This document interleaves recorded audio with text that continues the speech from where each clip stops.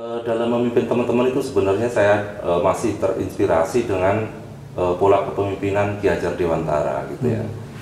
Ing ngarsa Tulodo, ing Madya Mangunkarso, Tupuri Handayani. Jadi kalau kita di depan ya memberikan guidance, memberikan arahan, how to-nya seperti apa sih gitu ya. Kalau di tengah kita harus membangun motivasi gitu. Nah kalau kita di belakang posisinya adalah supervisi pengendalian, kira-kira apa namanya tim kita itu lurus, belok ke kanan, belok ke kiri. Nah, itu kita di belakang sebagai apa namanya orang tua yang mengendalikan teman-teman gitu.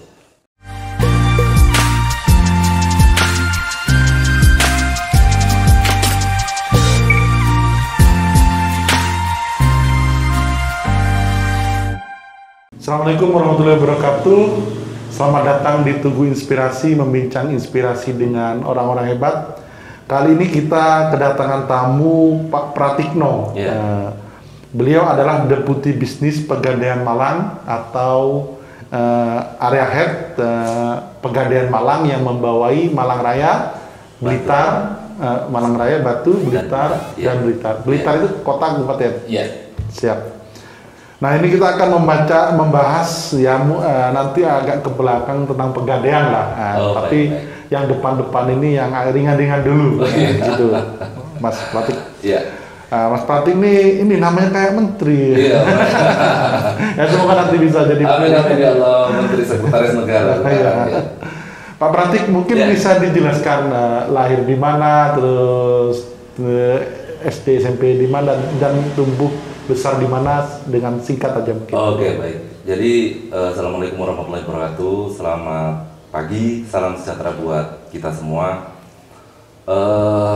Alhamdulillah, jadi saya terlahir di kota Jepara di Jawa Tengah sana, kota pantai, kemudian apa namanya Kartini, Ibu Rita Kartini terkenalnya ya kan.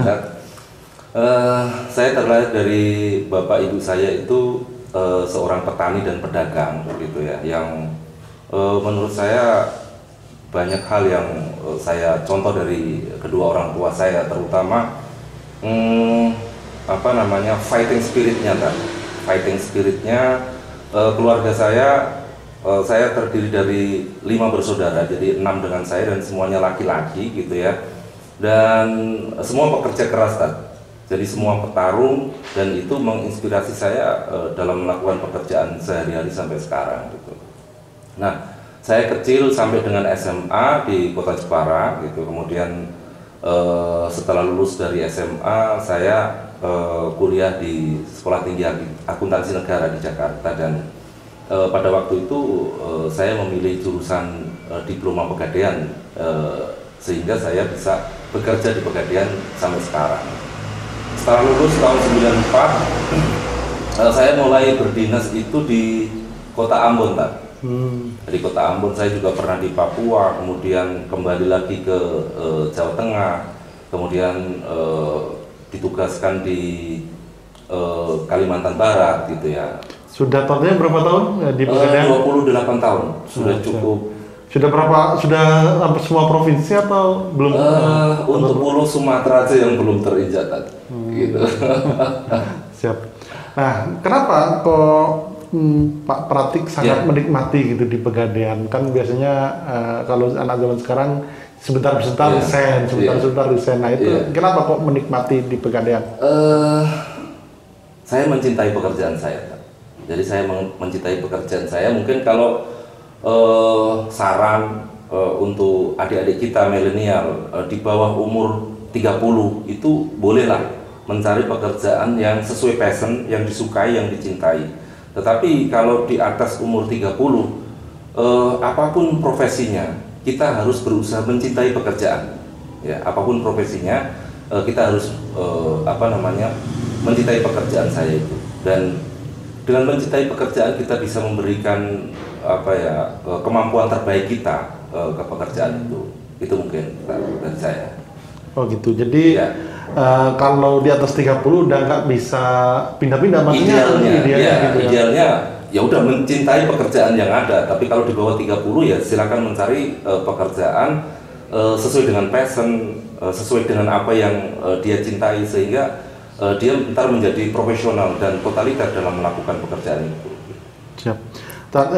Ini kan orang tua kan pedagang dan petani ya. Nah, terus kenapa kok di Pegadaian itu value apa yang mungkin Pak Pratik dapat selain cuan tentu saja ya? Kira-kira gimana?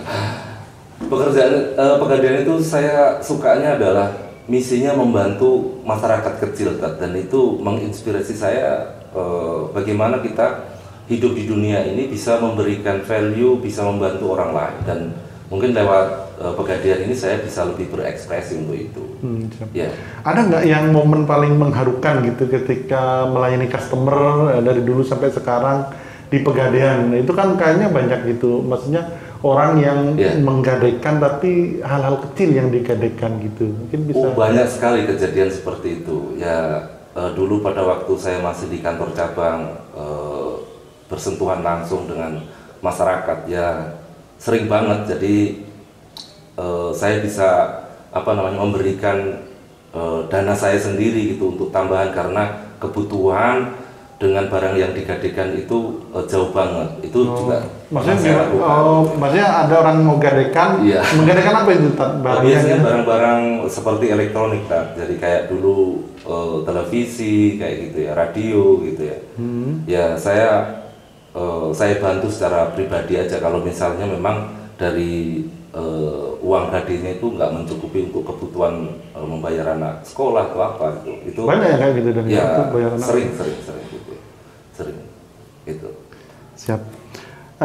Terus kalau di Pegadaian ini ini kan memimpin banyak cabang. Totalnya ada berapa cabang? Ada 10 cabang dan 58 unit kerja.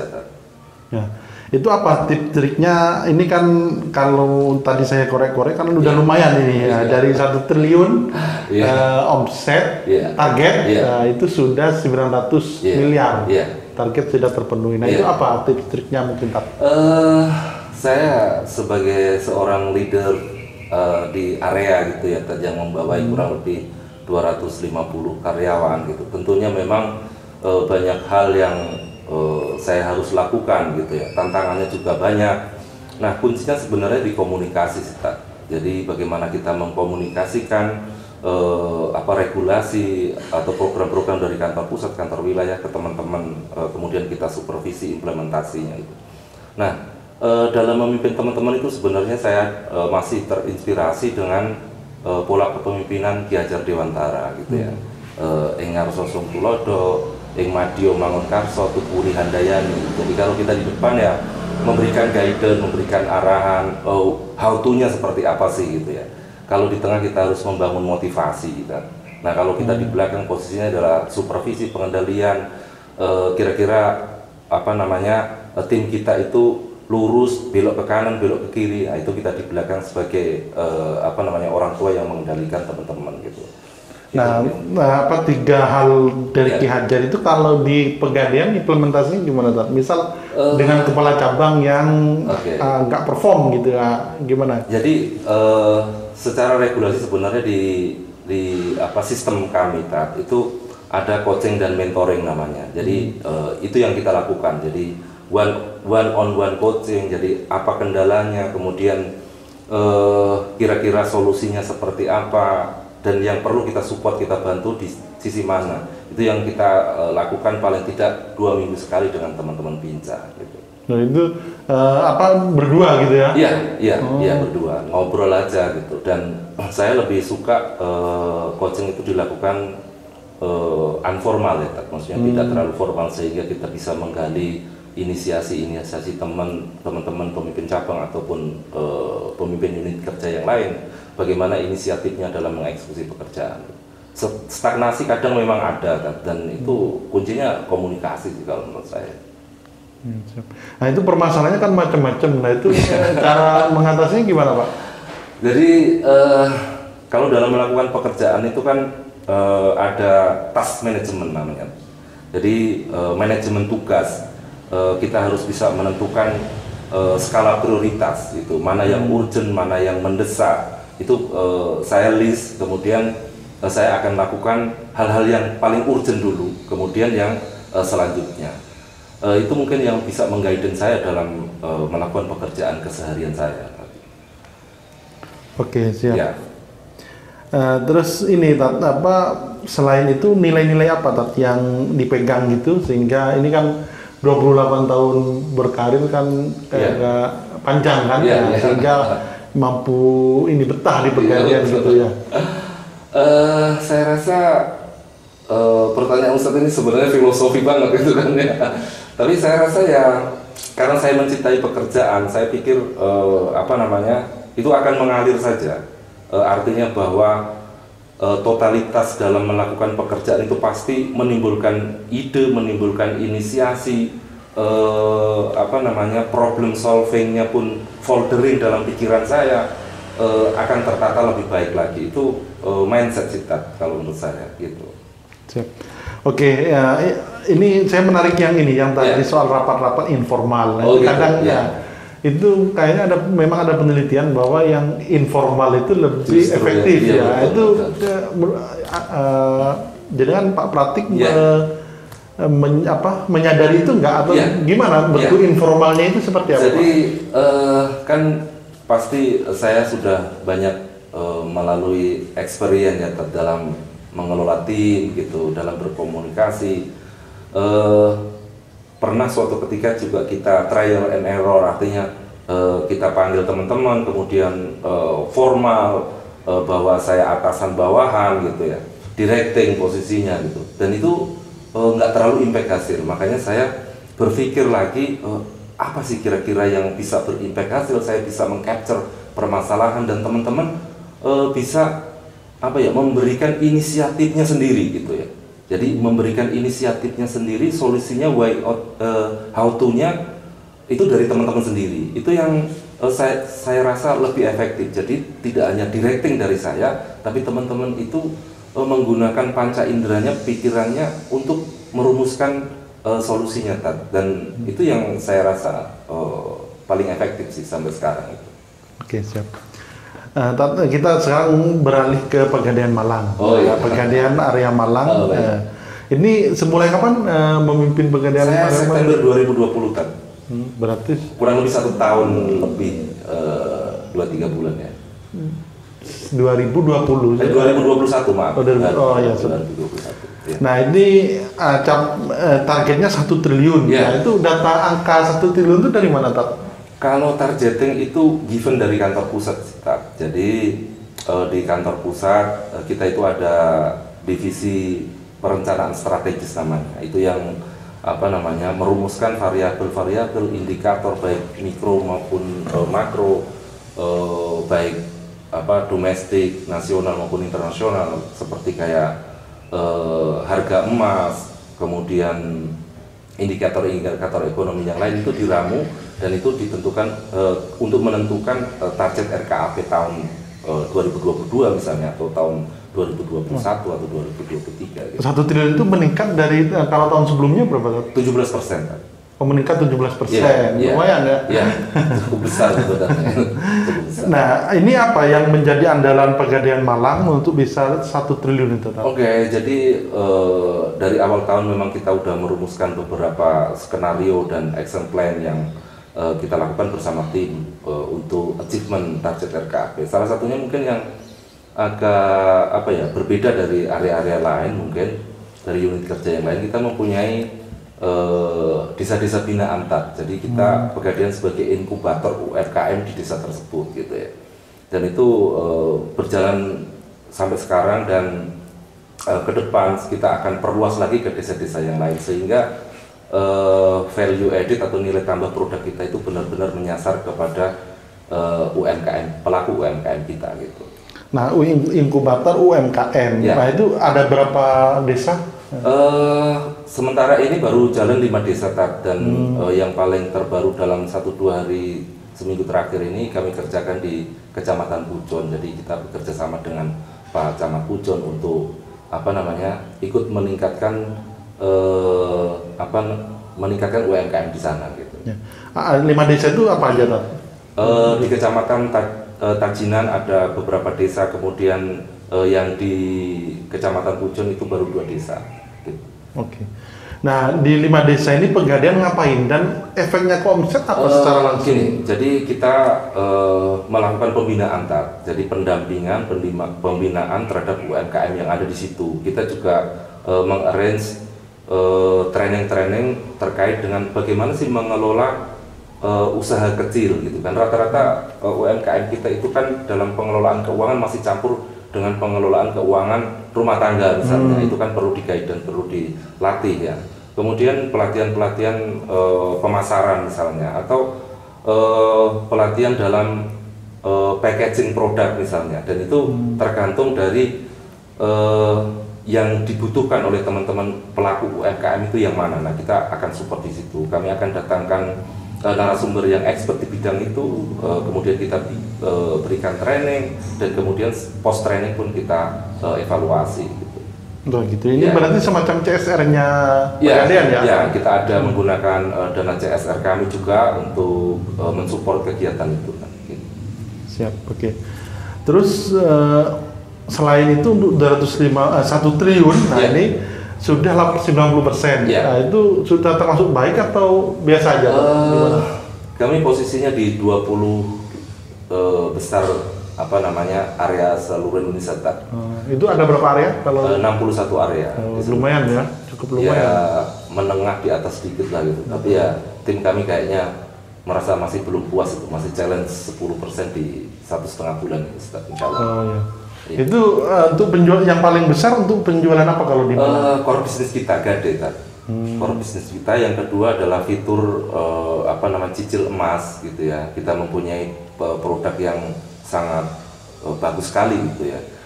Masyarakat atau nasabah kami itu bisa mencicil emas, tidak harus membeli secara tunai cash gitu, tapi bisa diangsur setiap bulan dan jangka waktunya bisa sampai dengan 3 tahun. Nah, kita akan edukasi seluruh warga untuk bisa nyentel ke nabung-nabung pendapatan bulanan itu dalam bentuk emas, karena emas lebih tahan inflasi, apalagi sekarang inflasi kita di atas 5% gitu ya, bahkan di beberapa negara hiperinflasi pun terjadi. Nah, salah satu safe haven itu salah satunya adalah portofolio emas itu, dan itu yang akan kami edukasikan ke seluruh masyarakat sih tadi. Kalau di Malang udah berapa kilo yang terjual untuk? Rata-rata 1 bulan kita bisa menjual 10 kilo tadi. Ya, rata-rata setiap bulan ya turun naik tergantung kondisi ekonomi dan kemampuan beli masyarakat juga sih. Cuman begitu harga BBM naik, penjualan emas kita juga agak terkoreksi. 10 kilo berarti orang Malang kaya-kaya sebenarnya tadi. Luar biasa kaya. Nah, itu ada nggak kasus-kasus yang besar, maksudnya customer besar itu sampai berapa kilo gitu belinya tak? Ada. Jadi customer kami pun membeli 1 kilo, ada yang satu orang membeli 2 kilo, udah lumrah aja, itu udah biasa. Jadi kita memang ada beberapa prime customer yang pembeliannya cukup besar gitu Pak. Ya.